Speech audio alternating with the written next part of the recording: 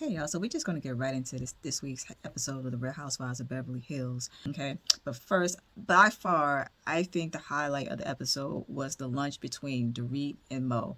Baby, when I tell you Mo had nothing for Dorit, he had nothing for her. Okay, he wasn't trying to hear anything she had to say. He wasn't even trying to hear it. It's almost like he was smelling all the BS. So it was interesting because, at the lunch, Dorit's saying how, like, she can't really communicate with PK and how all she wants for him to communicate with the kids. And Mo was like, well, he wants the same things. And he was like, matter of fact, I saw all the text messages between the two of y'all. So I saw where he was reaching out to you and asking to see the kids, and I saw your responses. And I also saw the spreadsheets of the proposals that he sent you. And of course, Dorit is like, now, Mo, I didn't receive any of that. He said, well, you didn't look. Okay. He told her she didn't look. Okay. He said, I saw the proposal. So question is, who's lying here? Because I will say Mo was pretty adamant about what he saw, and Dorit was trying to paint it like PK kind of orchestrated what he wanted Mo to see. In other words, like he maybe just showed him things out of context. But that ain't what Mo saying. Mo saying, look, baby, I had the phone in my hand and I was scrolling. Okay.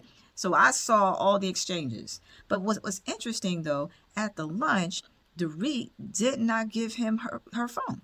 That she was scrolling through trying to find this proposal that allegedly PK sent to her, and she's like, here's February 20th, I still don't have anything. So my thing is, if Mo's telling you, look, I've seen the phone, I've seen the receipts, you got to show your receipts, because otherwise Mo's just going to think you're lying, okay? And quite frankly, I think we all have to question who's telling the truth here. Is PK telling the truth and Dorit? Because both of them trying to act like the other one doesn't want to communicate. So somebody lying, clearly. Question is who?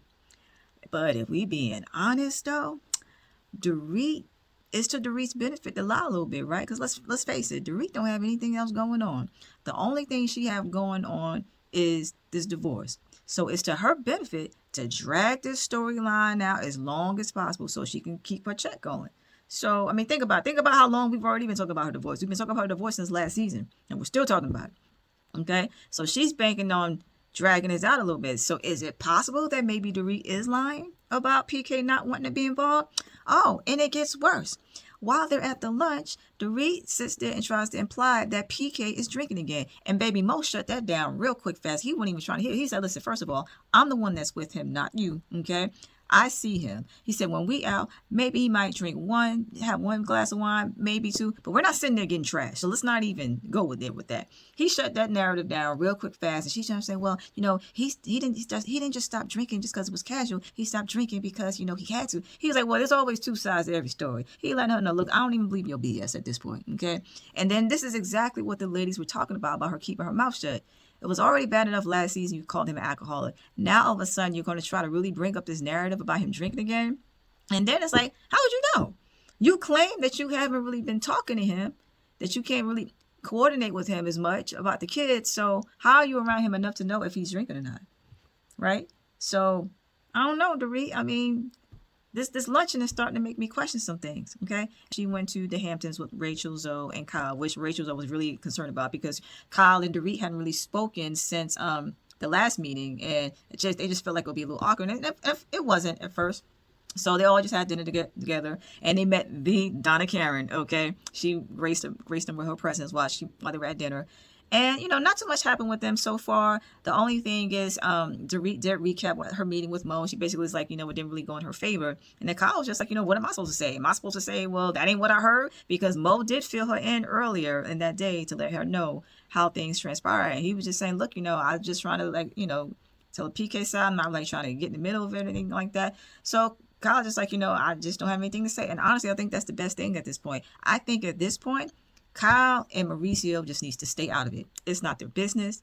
They've already done enough intervening. And if we're being honest, Dorit clearly does not want to hear it at this point, especially not coming from Kyle. Okay. So the best thing you can do for the two of them is to just stay out of it and let them deal with their own stuff, period. Like Mauricio said, he said, I think y'all just need to talk. And she's like, duh, of course we need to talk. But somebody has to initiate it. So they need to just go ahead and get this going. Just talk and get it going. So we'll see how the rest of this plays out. But I think she got to tread lightly with that whole alcoholic narrative. So yeah, it's not going to end well for her if she keeps that up. Okay, so the next bigger thing happened at Amanda's house. Amanda decides to invite the ladies over for her manifesting moments. Okay, and of course, Bowles is constantly, I don't know why, I just feel like Bowles is a little bit of a hater. Like, she keeps like doubting her in terms of this whole manifestation thing. Because even when Amanda called her and told her, hey, I want to invite you to my manifestation moment brunch, and she's like, oh, what kind of name is that? It's just like, why are you hating so hard about the whole manifestation thing? Have you really never heard of manifesting before? Like, it's not a new concept. And if you think about it, there was a book called The Secret and a video about The Secret that came out years ago that talked about law of attraction, talked about the whole premise of manifesting. So why are we acting like this is such a big thing? So anyway, they get there, and of course, like, when it gets to Amanda's house, she has this welcome mat that says Money Queen. And of course, Bowles is so bothered by that. She's like, oh, here we are, new money. I'm just like, girl, stop hating. I'm sorry. I think Bowles is hating a little bit. But anyway, so they get there, and she has like little gift baskets for them, and of course she gives them all a copy of her book. And I have to say, I actually love this little shady moment that Amanda had. Erica made this comment. She was just like, well, maybe I'll just go ahead and skim through it. I'll find some time to skim through it. And then Amanda said in her confession, and she was just like, well, if these ladies actually open up the book and went to chapter 2, they can see that we talk about how to initiate and make your own money so you don't have to rely on a man. I was like, ooh, girl. She got them on that, because we already know all them women then, maybe except for Bowles, was relying on other people's money. So there you have it. So I got to give a little snap for that one. That was pretty good. So anyway, while they're there, of course, the subject of Dorit comes up, and they ask her, oh, you didn't invite her. And that's when they all learn that they're actually in the Hamptons. And so she didn't really have to invite her, because, once she found out, she didn't have to say anything to her. And of course, she was saying that she was a little bit uncomfortable with her being there, considering, how things transpired, and she would have liked to have had another conversation before they meet up again. So basically, the bottom line with the lunching, rather, is that Sutton brought up, she said, listen, I think at this point, I can tell you how to deal with these women.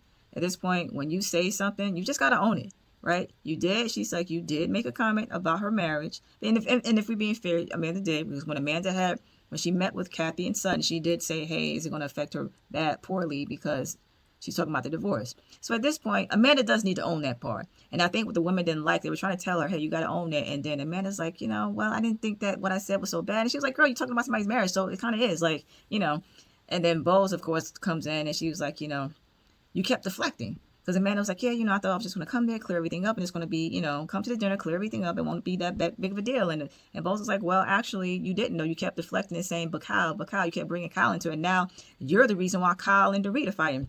But if I'm being honest, though, they can't really put that all on Amanda. I mean, yes, Amanda did bring up this recent conversation, but they probably was going to go back and forth anyway. And the reality is, Kyle has been talking a lot about her behind her back. I mean, not bad, but it's the same thing. She's pretty much talking about her marriage. So she has been talking, right? And it's a little bit ironic, though, that they're blaming her for Sutton. I'm sorry, they're blaming her for Dorit and Kyle fighting. But meanwhile, Sutton is the one who even went to Dorit and told Dorit what Amanda said. So you started the fight, so now you're telling her how to fix the fight that you started between them, because you went back and told. So my thing is, all of them go back and tell stuff that the other person said. So I'm not sure why we're, putting this all on Amanda. But I think two things could be true.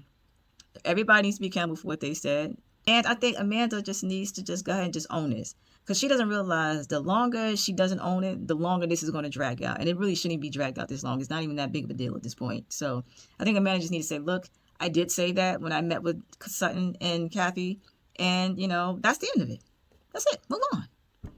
And like I said, the other thing to me was just Bowles just constantly hating on this whole manifestation thing. Amanda's not the first person to be a manifestation expert. I actually know of other people. So it's just like, and if we're being really honest, we're not even all that clear on what Bowles does for a living. I mean, she claims to be this marketing executive, but I see mighty funny whenever Bravo shows a clip of her in action, they always show her at like a women's empowerment meeting when she's like motivating people. Well, what if I told you that motivation and women empowerment is not too far from manifestation? Right? So why are you judging her so harshly about this? So the only other thing I'll mention is Sutton. Sutton had a moment when she was talking about her daughter, and she was getting very emotional about the fact that she no longer has her last name. And I think for most people, they'll just say, oh, get over it. But I think when you're in a situation when you've been married to somebody for so long, and you've identified yourself as just being the wife and the mother for so long, and then when that ends, you have a hard time picking up the new chapter, right? Because now you have to answer this question, who am I now? And I think that's where she is with this, because she says, not only does she not have that life anymore, but now you got to give back the name. So now she's at this point where she's rediscovering who she is, especially now that her children are older and, she's on her own. So she had a tough moment there with her daughter. So I figured I'd go ahead and mention that as well. But believe those were the highlights from this week's Beverly Hills Housewives. And I guess we're going to stay tuned because it looks like it will be picking up and everybody's going to be against Dorit in the upcoming trailers. So keep watching.